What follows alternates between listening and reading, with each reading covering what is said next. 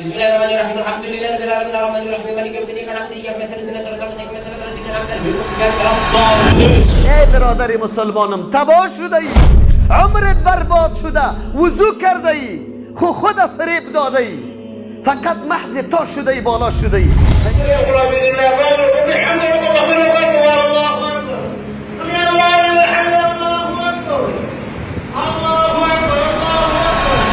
در قرآن چی میگه؟ ورتل القرآن ترتیلا، شما قرآن ترتیل بخوانین. خواندن درست قرآن فرض از بالای تو مسلمان. اما این قسمی که ما در تراویح میخوانیم هیچ کدام از این نه مطابق طریقه رسول الله صلی الله علیه و است و نه ترتیل است. الترتیل هو التجوید. علما میگن ترتیل چی است؟ تجوید است. تجوید چه قسم خوانده میشه؟ الحمد لله رب العالمین. سبحان الله. و رسول الله صلی الله علیه و در هر آیت توقف میکرد. وقتی که توقف کنی اینجا مدها باید کلش مراعات شود.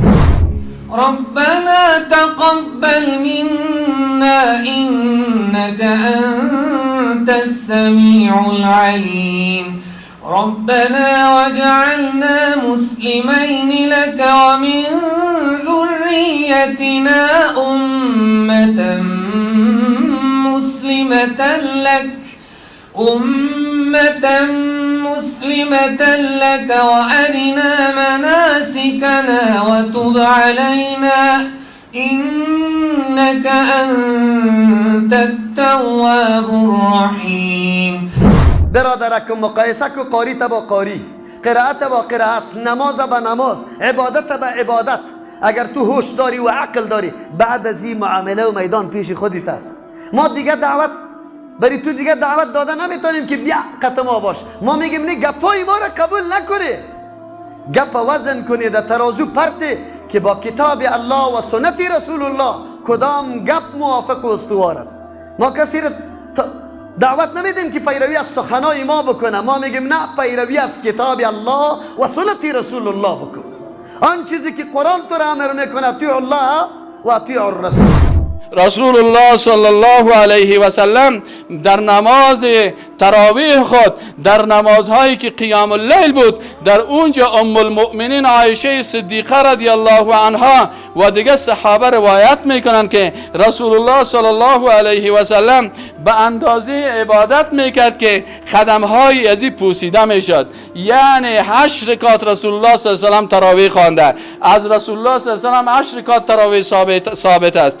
تا زمان ابوبکر صدیق و دیگه با این مسئله 20 کسی اختلافی هست و بعضی علما این را اجتهاد میکنن و بعضی ها مثلا بعضی روایت میگیرن، لکن رسول الله صلی الله علیه و سلم 8 رکعت میخواند. هر رکعت نماز به طریقه ای میخواند که حتی صحابه میگفتن که نزدیک بود که از ما سحری قضا شود. اینقدر طویل میگن نماز خوانده رسول الله صلی الله علیه و سلم.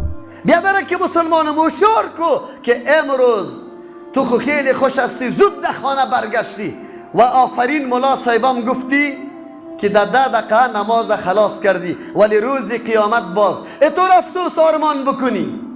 این طول قیام و طول رکوع و سجده گپا را خو بگذار. به الله قسم به یک سبحان الله گفتنم چی میکنی؟ حسرت میکنی. و روز تغابن است. تغابن روزی که تو حسرت میکنی که کاش که من سبحان الله را چند مرتبه دیگه اضافه میگفتم، ولی مولا صاحب تو را نه سبحان الله گفتن من، نه سبحان ربی العظیم گفتن من، نه سبحان ربی الاعلی گفتن من، نه دعای استفتاح من، نه درود تکمیل کردی و نه دعای آخری قاعده تکمیل کردی. برادر مسلمانم، امروز دشمنی تو کیست؟ اگر واقعیت فکر در کلید باشه میشناسی که دشمن واقعیت کیست.